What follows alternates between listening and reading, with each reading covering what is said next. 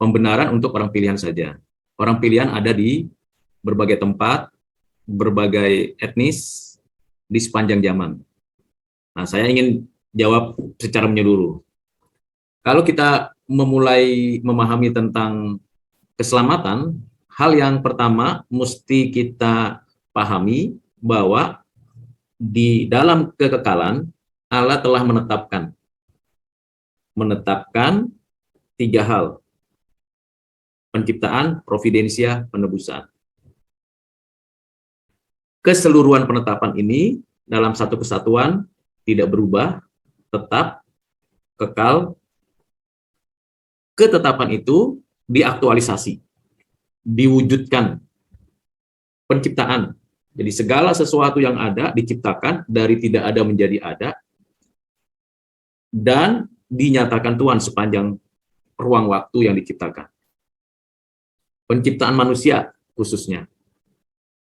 Setelah Tuhan menciptakan semesta alam, bumi, dan segala isinya, lalu Tuhan menciptakan manusia.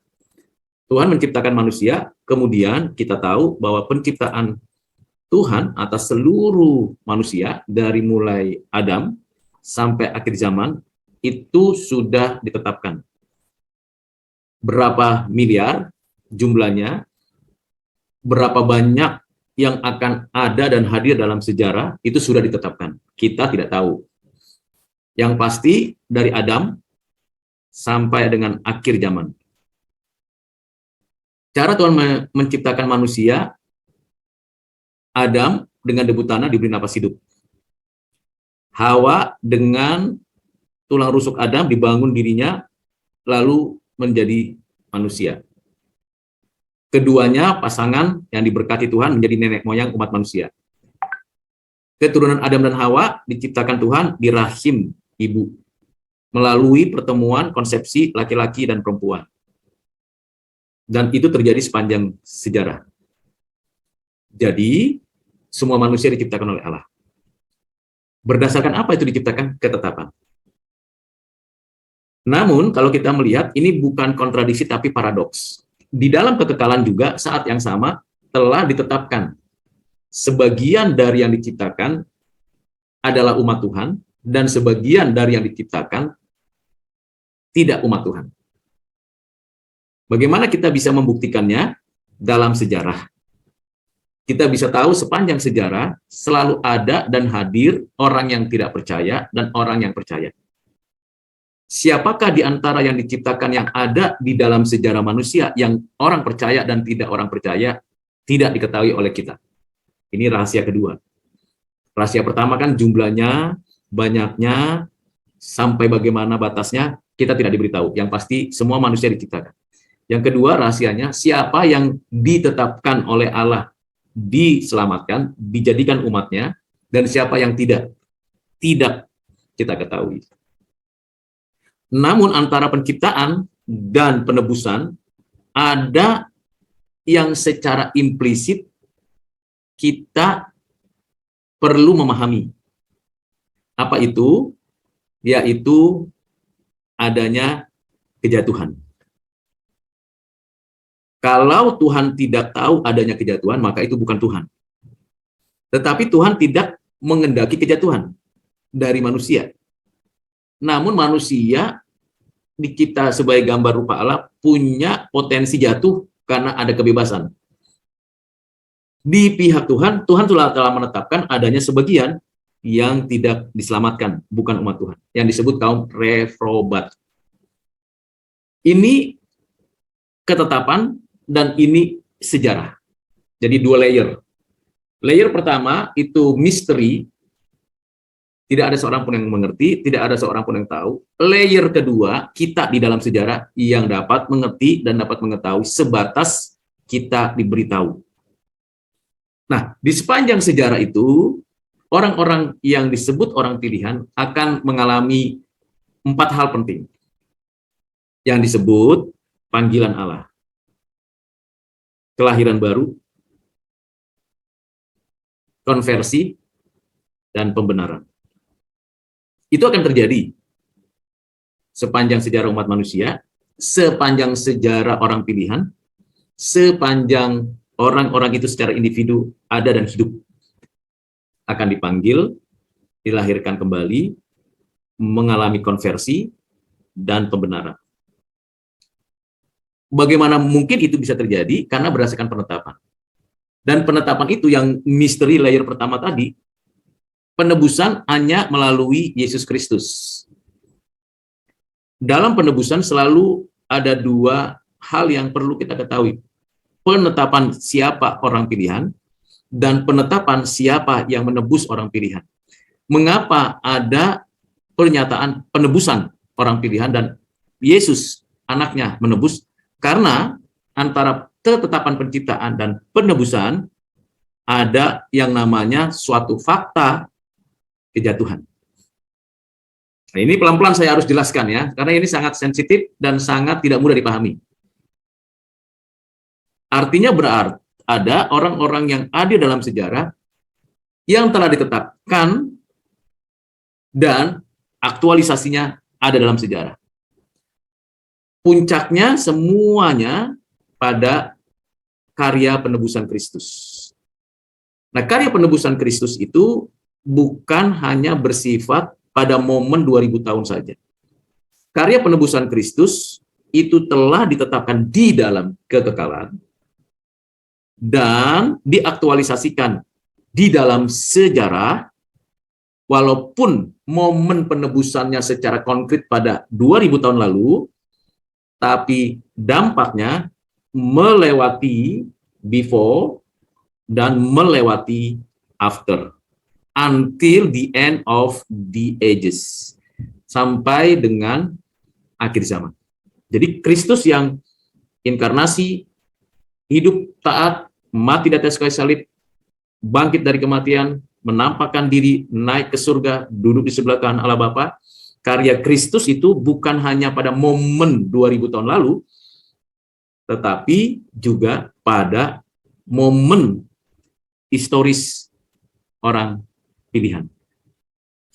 Adam, Nuh, Abraham, Musa, Daud, dan seterusnya yang mewakili manusia, orang percaya, seluruhnya menunjukkan bahwa kebutuhan akan keselamatan, kebutuhan akan pengampunan dosa, kebutuhan akan kehidupan yang kekal, itu dinyatakan Tuhan dalam hidup mereka yang mengarah kepada Kristus yang mengaktualisasi karya penebusan.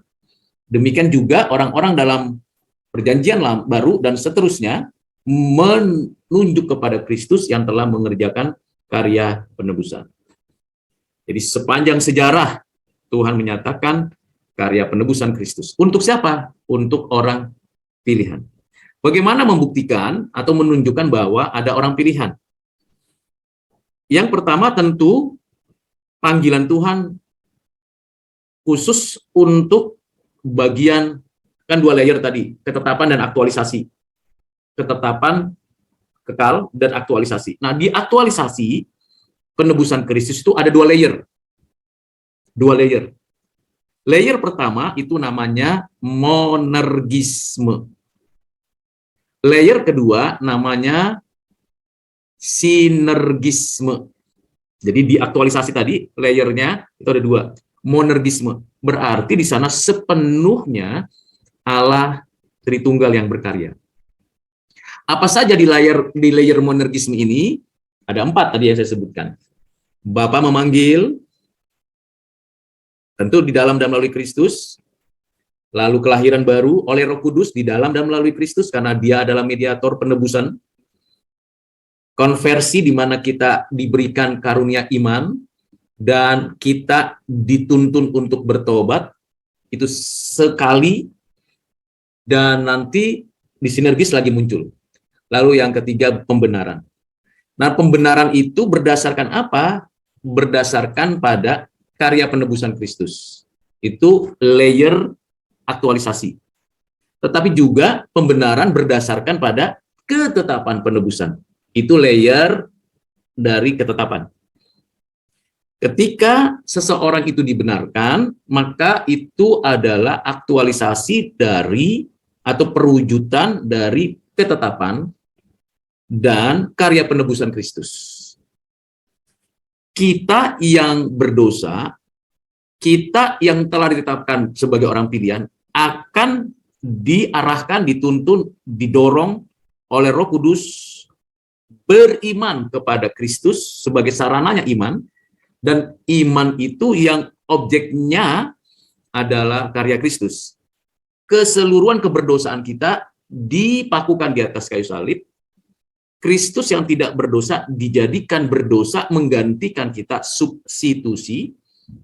Kemudian kita diperdamaikan oleh Kristus dengan kebenarannya kepada Allah, berdasarkan karya penebusan Kristus yang menunjukkan aktualisasi dari ketetapan Allah, maka orang-orang pilihan dibenarkan. Dibenarkan satu kali karena Kristus mati di atas kayu salib satu kali. Dan satu kali itu mencakup keseluruhan historisitas keberadaan orang pilihan sepanjang sejarah, segala tempat, berdasarkan pada ketetapan. Jadi dibenarkan oleh Bapa karena kita ada di dalam Kristus yang mati menggantikan kita, yang darahnya tercurah menjadi pendamaian bagi kita, sehingga Allah yang tadinya murka karena kejahatan kita, kemudian damai hadir karena kita sudah menerima pengampunan.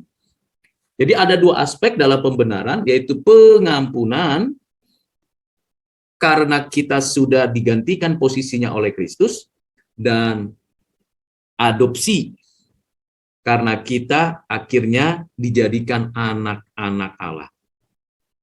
Bagaimana mungkin kita diampuni karena di dalam Kristus yang sudah mati menebus dosa kita? Bagaimana mungkin kita menjadi anak-anak Allah yang tadinya seteru Allah, musuh Allah, menjadi anak-anak Allah? Mesti diketahui, keanakan kita sebagai anak Allah itu di dalam keanakan Yesus Kristus. Jadi bukan karena kita itu diampuni, lalu kemudian secara otomatis kita langsung diadopsi menjadi anak-anak Allah.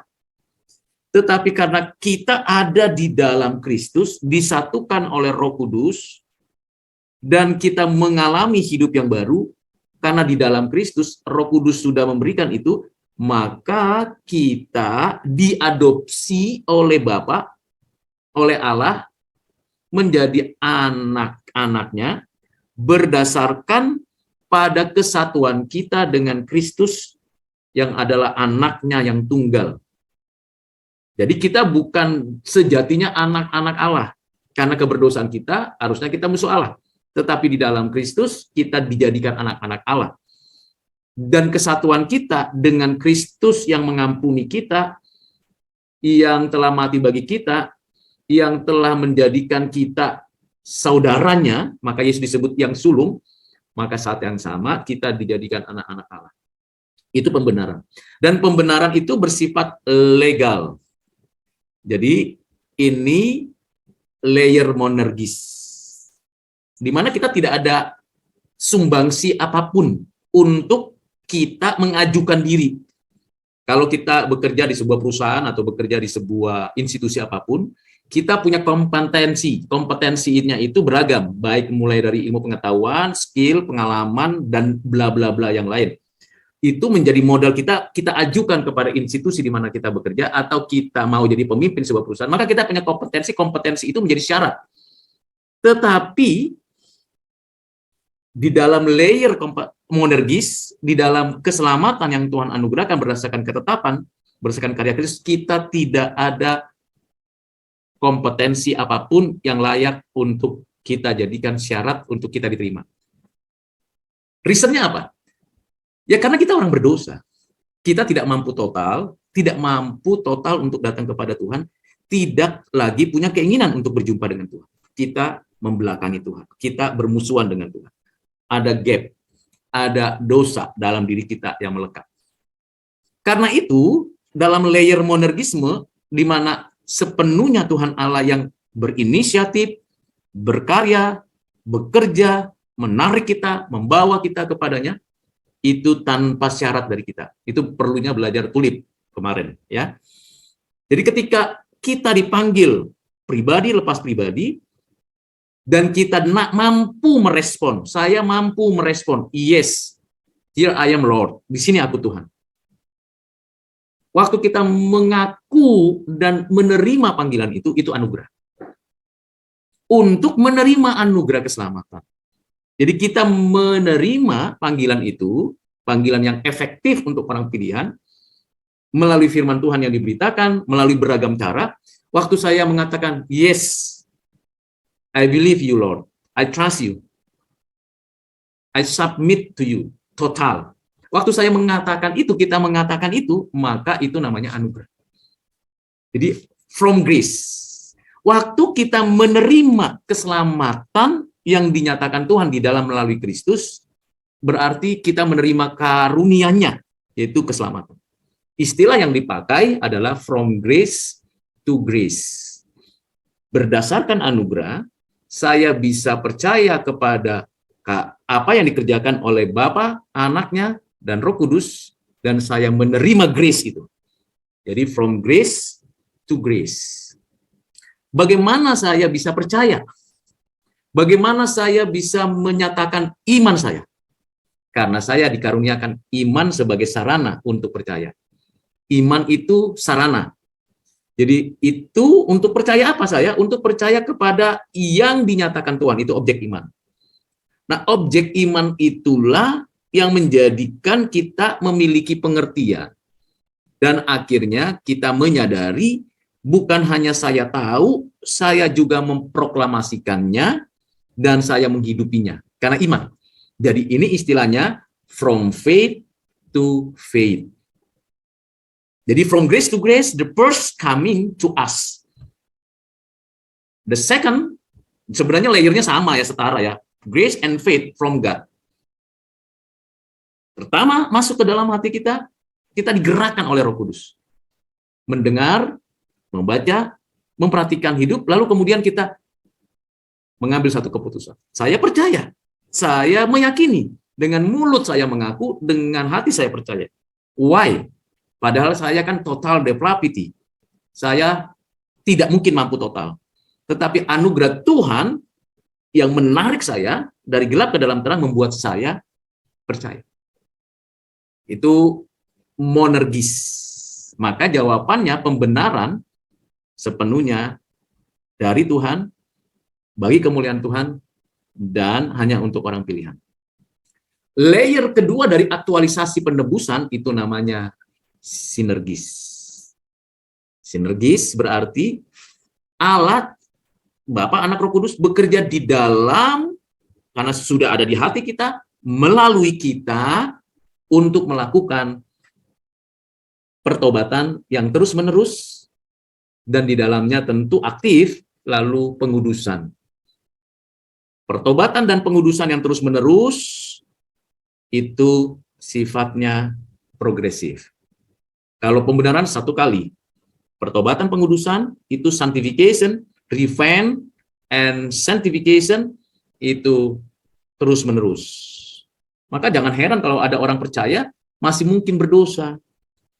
Karena perjuangan imannya kan tidak semua orang sama. Ada yang bisa cepat, ada yang lambat, jatuh bangun.